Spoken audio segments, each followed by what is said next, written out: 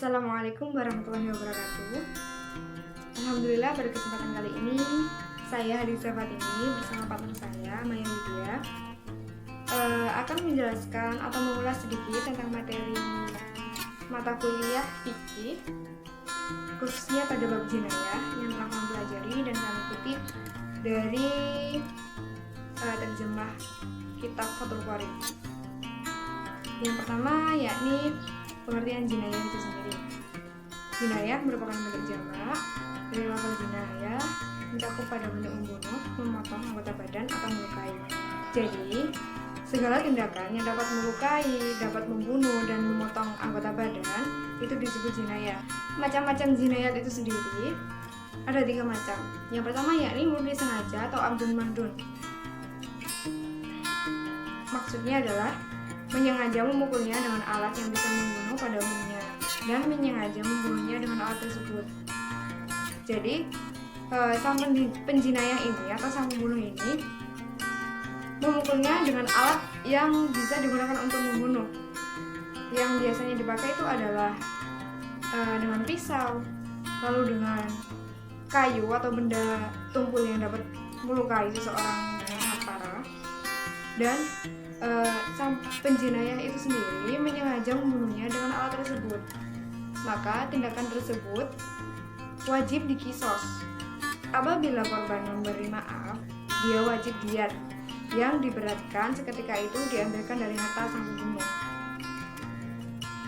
Maka tindakan sang penjinayat itu wajib dikisos, maknanya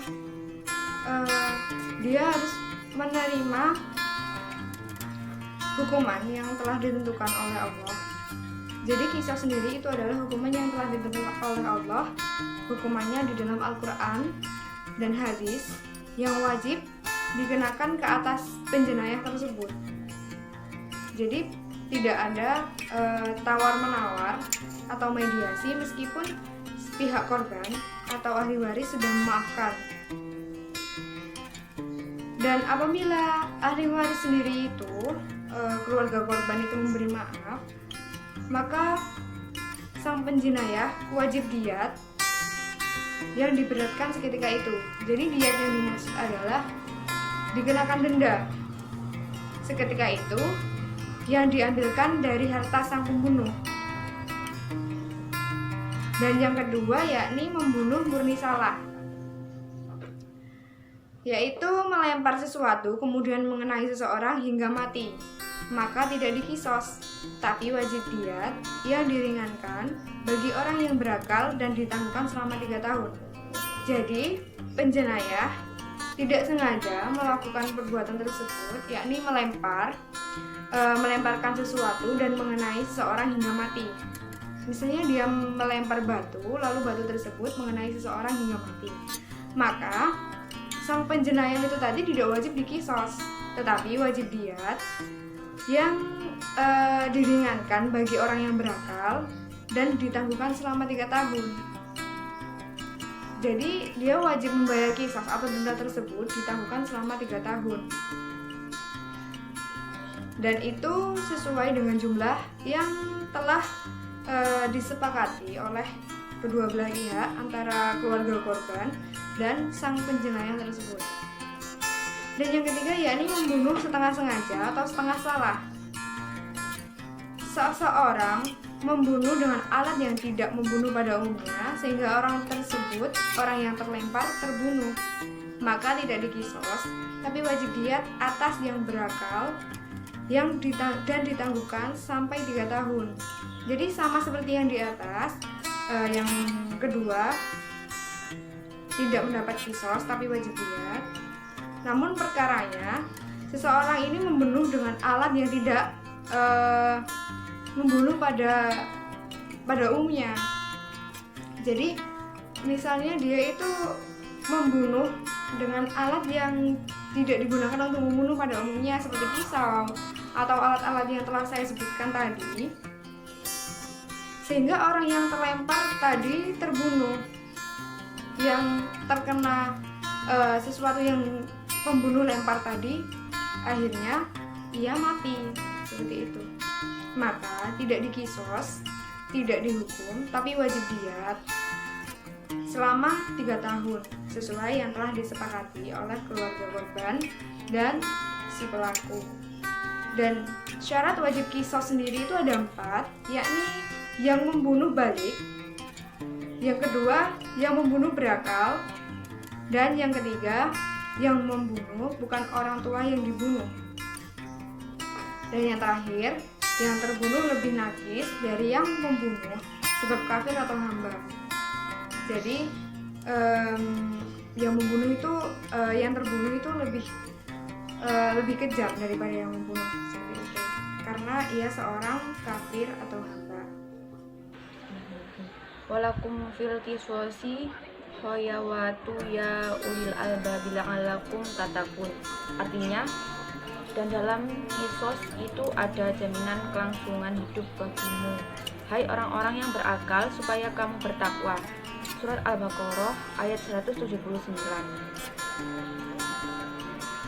Fala wa rabbika la yu'minuna hatta yuhayyirukum fima syajara bainahum tsumma la yajidu fi anfusihim harajan mimma qadaita wa yusallimu taslima. Artinya, maka dari Tuhanmu mereka atau pada kehakikatannya tidak beriman hingga mereka menjadikan kamu hakim terhadap perkara yang mereka perselisihkan. Kemudian mereka tidak merasa dalam hati mereka sesuatu keberatan terhadap putusan yang kamu berikan, dan mereka menerima dengan sepenuhnya. Surat An-Nisa ayat 65. Dan yang satunya berbunyi, Inna nahnu nazzalna dzikra wa inna lahu lahafizun. Artinya, sesungguhnya kamilah yang menurunkan Al-Quran, dan sesungguhnya kami benar-benar memeliharanya. Surat Al-Hijr ayat 9. Ada lagi yang satu, Innal ladina ya'kuluna amanu la yatama dulman inama ya'kuluna fi butunihim naro wasayas launa sa'iro. Artinya, sesungguhnya orang-orang yang memakan harta anak yatim secara zalim, sebenarnya mereka itu menelan api sepenuh perutnya, dan mereka akan masuk ke dalam api yang menyala-nyala atau neraka. Surat An-Nisa ayat 10. Baik. Itu tadi beberapa penjelasan tentang kriminal yang saya jelaskan. Maaf jika kurang dimengerti atau kurang banyak penjelasannya. Mohon maaf yang sebesar-besarnya. Saya ucapkan Assalamualaikum warahmatullahi wabarakatuh. Assalamualaikum warahmatullahi wabarakatuh. Nama saya Maya Widya Damayanti. Saya dari kelas DBI 3, dan di sini saya akan menjelaskan bab tentang jinayat atau kriminal. Dan seperti yang dijelaskan teman saya sebelumnya tentang pengertian jinayat dan sebagainya, di sini saya akan mengulangi lagi masalah pengertian jinayat atau kriminalnya. Pengertian jinayat dari segi bahasa. Jinayat atau kriminal adalah bermakna penganiayaan terhadap badan, harta, jiwa. Sedangkan menurut istilah, jinayat yaitu pelanggaran terhadap badan yang di dalamnya diwajibkan qiyas atau diyat. Dan di sini saya akan melanjutkan tentang hukum-hukum kriminal atau jinayat. Macam-macam hukum kriminal. Adapun dasar hukum jinayah dalam Islam.